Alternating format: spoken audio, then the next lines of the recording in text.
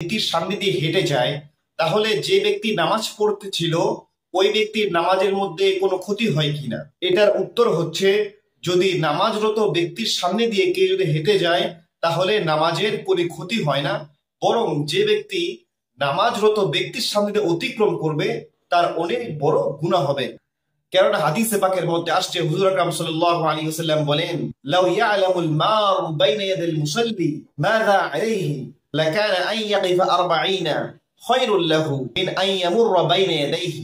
অর্থাৎ যে ব্যক্তি নামাজরত ব্যক্তির সামনে দিয়ে অতিক্রম করে সে যদি জানতো তার জন্য কি পরিমাণ গুনাহ হবে, তাহলে সে 40 বছর সে ওই জায়গায় দাঁড়িয়ে থাকতো, তবুও নামাজরত ব্যক্তির সামনে দিয়ে সে অতিক্রম করতো না।